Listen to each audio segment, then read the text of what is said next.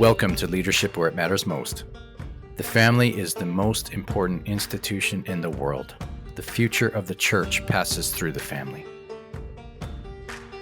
The church has the greatest mission of any organization ever. Go and make disciples of all nations. The family and the church. This is where leadership matters most. Hey everyone, thanks for tuning in to Leadership Where It Matters Most. It's a real honor to be journeying with you every week through this podcast. We are recording, I believe it's podcast number 38 episodes that we've recorded. Now, we've been running the podcast for over a year, and the reason is because some of the podcasts were so good, we wanted to republish them, and we posted them twice, and we did take a little bit of a break in there as well. And that leads me to the first update for today, which is that we are going to be taking a short break of 3 weeks before we publish another podcast, and then we'll be back to our regular schedule. It's just the way kind of things lined up with various guests that we were wanting to interview. So yeah, a lot of good guests coming up, new guests to the show. So that's pretty exciting, and you'll be enjoying those conversations, I'm sure.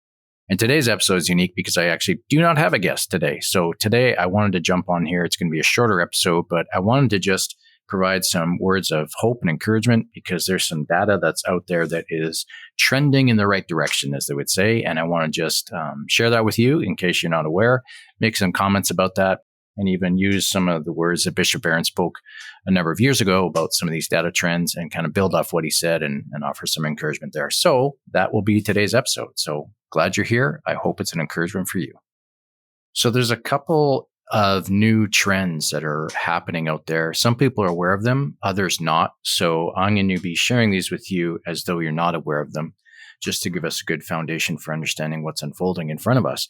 Basically, in a nutshell, the two trends are that there are increasing number of adults entering the church this year and last year.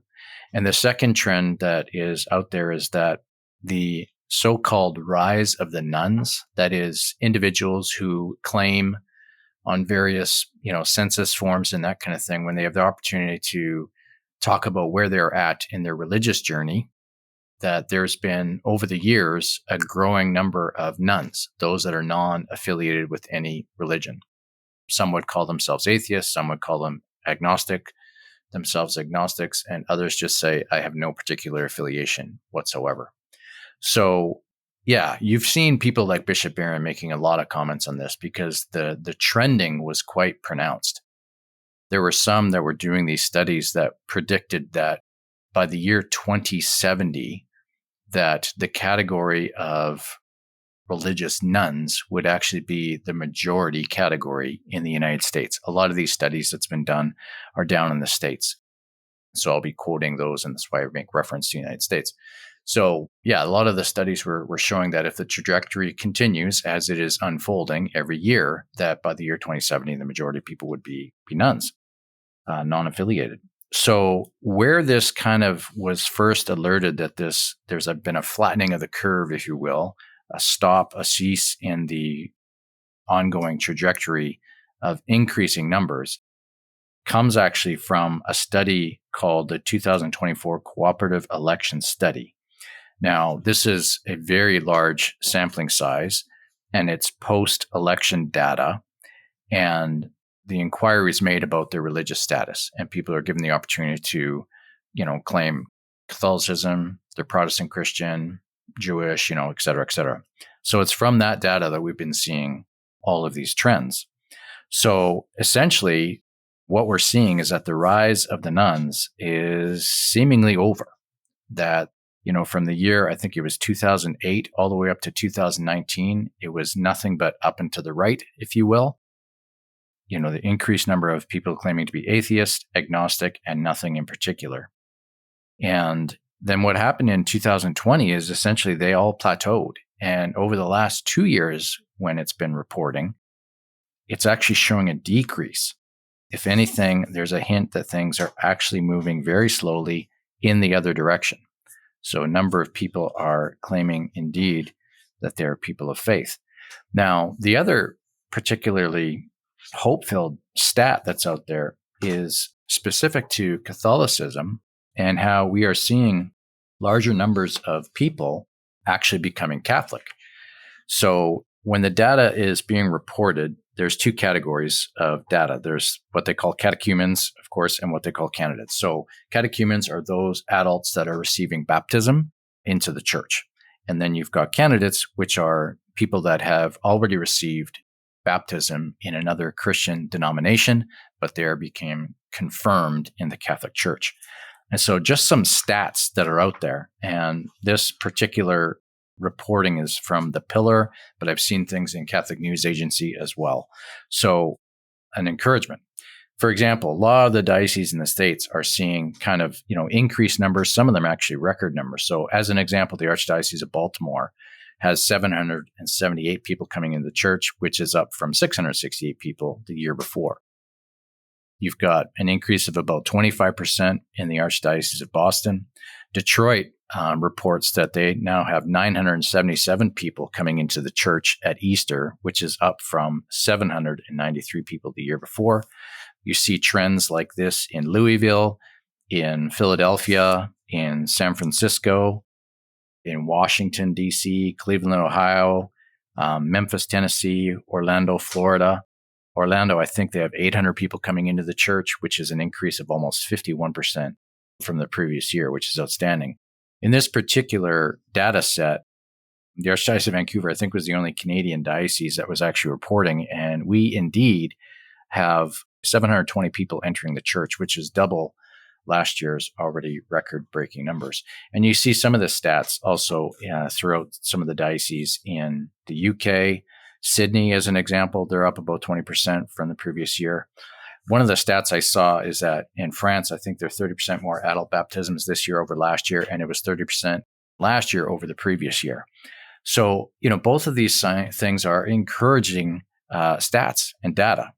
All of us that are working in the church, see these numbers, and we take tremendous, we have tremendous hope in the numbers that are out there. So now what's interesting is that I wanted to just bring into this podcast some of the words that Bishop Barron had spoken, I think kind of prophetically.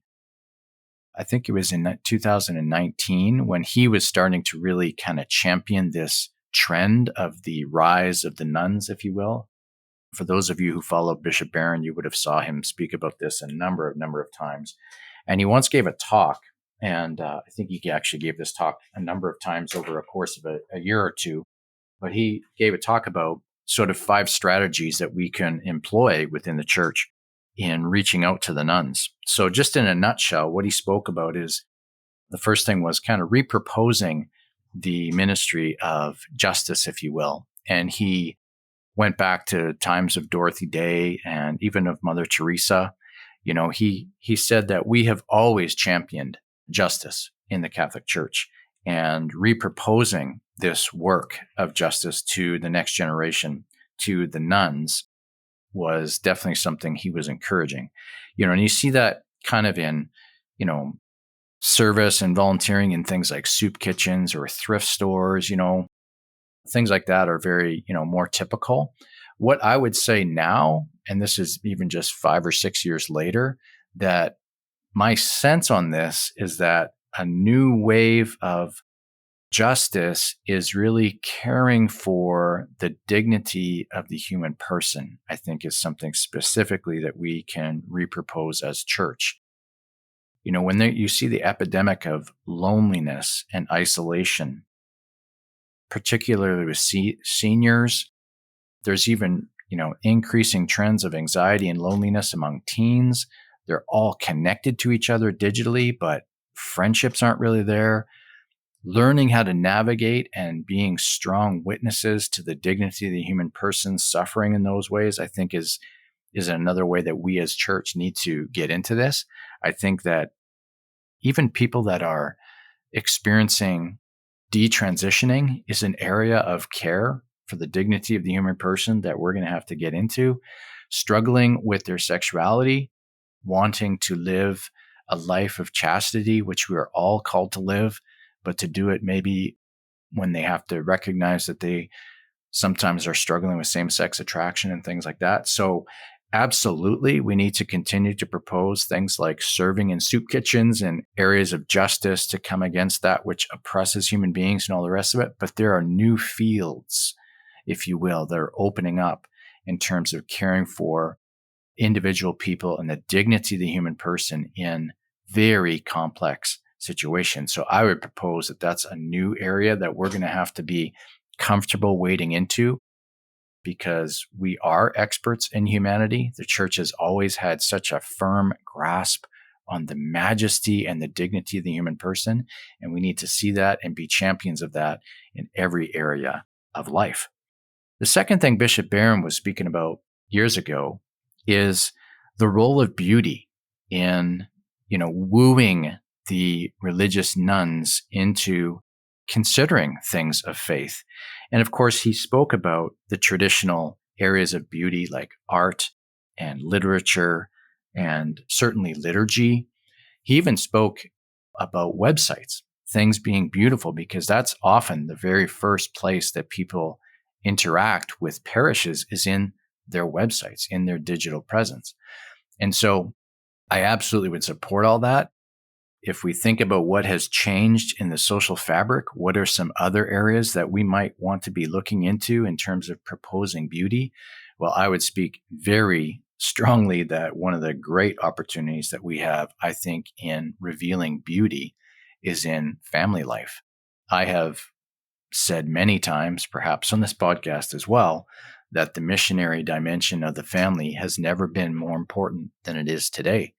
I think the beauty of married love, of sacrificial unity, teamwork, collaboration, friendship that you see in good, healthy marriages is a very strong witness via beauty in the world. I think the dinner table, the family dinner table, is another opportunity of manifesting this beauty into the world. The beauty of human interaction in the dimension of family life is a beautiful, beautiful thing. So I think beauty, absolutely, I would agree. But standing on the shoulders of giants, of Bishop Barron and his word, I suggest that the beauty of the domestic church, the family, the home itself, even the simplicity and beauty of a family home is something that is a powerful way of reaching out to nuns, which means we have to invite them in. We have to invite them in. The third strategy Bishop Barron talked about years ago was intellectualism, if you will. I think he went so far as to say we have to stop dummying down the faith. We have to stop giving in to accommodating to the world because maybe they don't understand some of the doctrine, some of the moral laws of the church that we propose. And I would definitely agree that, the Catholic intellectual tradition has so much to offer. I would say that the deep catechetical insight that we have, 2,000 years of theological teaching, the magisterium, et cetera, it's just so many gifts.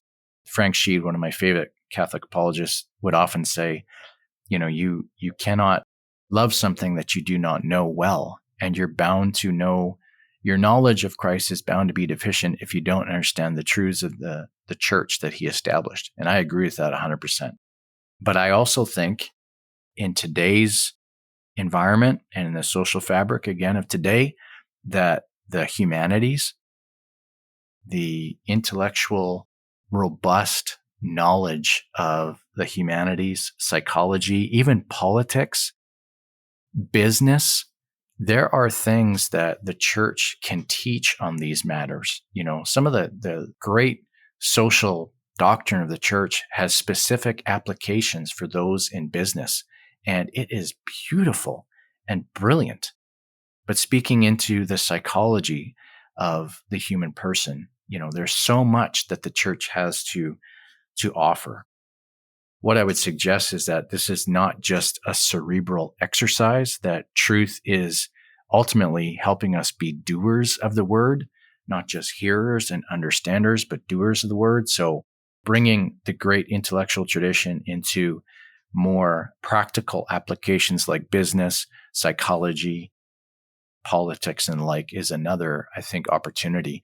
We should not be ashamed of what the church can teach in all those areas, because she has much to say after 2,000 years of deposit of faith. The fourth thing that Bishop Barron spoke about is in mission. And he said very beautifully that we need to turn every parish into a missionary society. And again, I agree 100%. I mean, much of my work, both in the Archdiocese and elsewhere, is about helping parishes become renewed, helping them become a spiritual impulse capable of transforming everything. Absolutely. That's very, very important.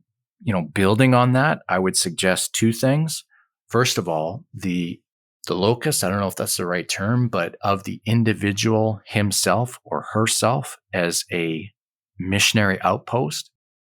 Pope Francis, back in the 2018, when he had, in October 2018, I think it was the extraordinary month of mission. And he was speaking about the periphery, right? Getting to the periphery. And are parishes most organized and established to reach the periphery? I'm not sure, but the individuals are, because it is through the relationships that we have with people in our places of work, in our travels, in our community engagement, exercises. All those areas are arenas for the new evangelization. And in our relationships, we make the periphery proximate, and equipping individual lay Catholics in particular is an area where we just desperately need to put more time and energy and resources. 99.9% of the church is laity. The vast majority of those people do not spend their time in a parish. They spend it in the world. They spend it with their families. They spend it in activities of family domestic life. They spend it at work. If we have a massive shift, I think the great opportunities have a very significant shift of, developing, I think Father Michael Sweeney talks about this, but an imaginative vision for the lay apostolate in the world. Not organized at the parish itself, but a robust ministry of presence, ministry of the word and ministry of life, witness of life and word in their normal everyday life. We could see significant renewal, indeed revival. We need to have a imaginative vision for the lay vocation in the world. And if we embrace that, we could see very significant fruit through our lives. The last thing Bishop Barron spoke about is just the new media. And I mean, I would say we're still sort of in that realm. Absolutely. There's been such a proliferation of podcasts and websites and, different forms of media that have such a powerful way of witnessing to the faith and evangelizing those who are not yet in the church. I would suggest, one area for sure that needs to evolve, and we need to embrace it lest we get left behind, is in the whole world of artificial intelligence. I mean, I've used some of those mediums and tools, and they are absolutely unbelievable.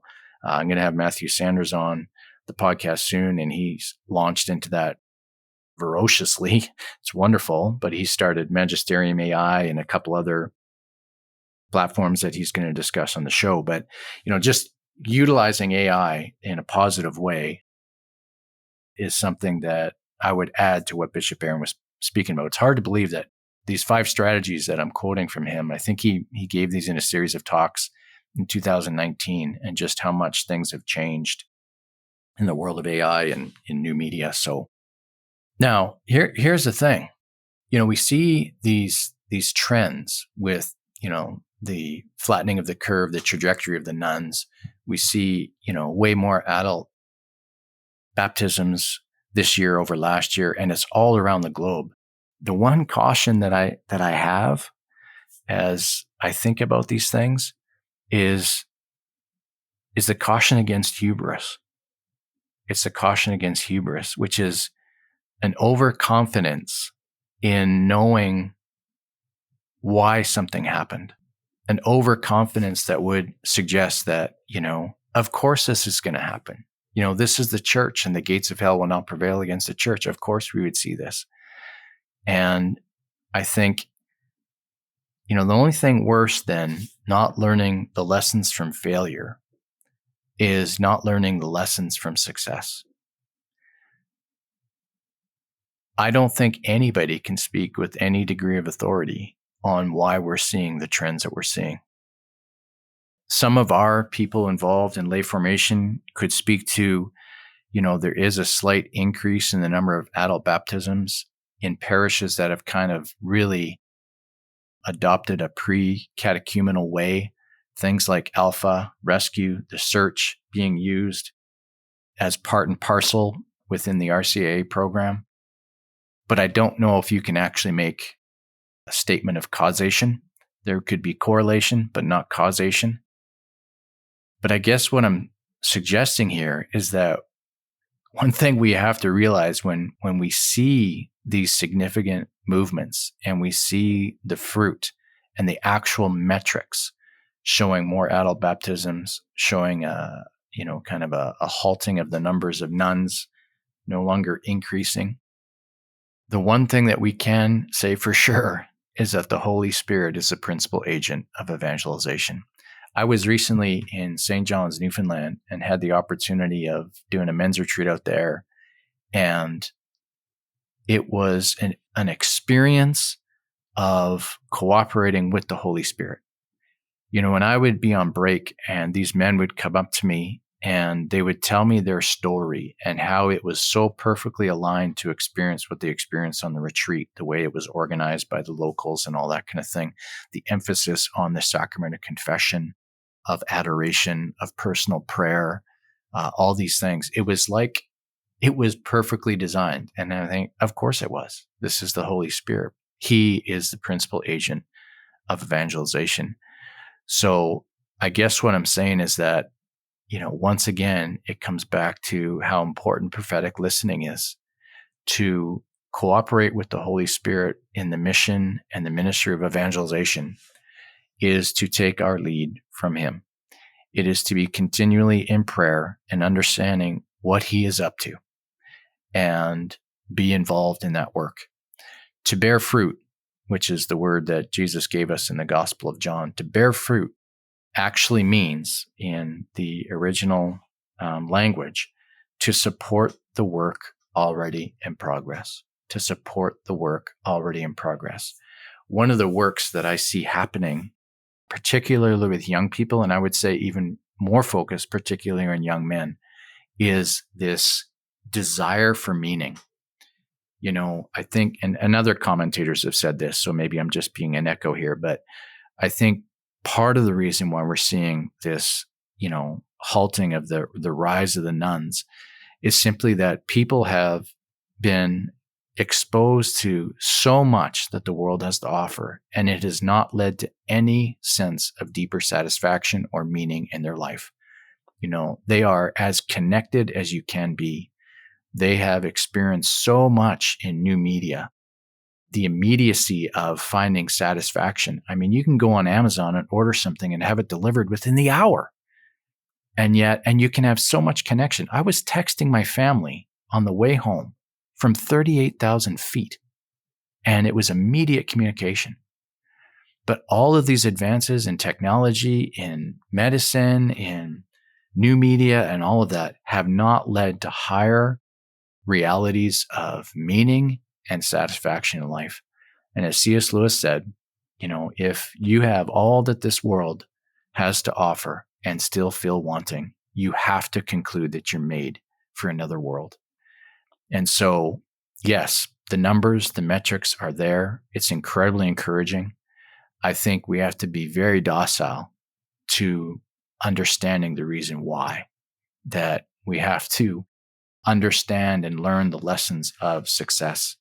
And the Holy Spirit is on the move. He is the principal agent of evangelization, and we need to cooperate with him. Him who knows all people, him who knows what is needed. And that is what our commitment must be. So, just some random thoughts. I didn't have much time to prepare these, but I wanted to jump on here and offer a couple of trends that are encouraging to us as people of faith, people committed to the church and to family, to evangelization and renewal around the world. So hopefully this has been an encouragement to you, hopefully giving you some things to think about and pray about.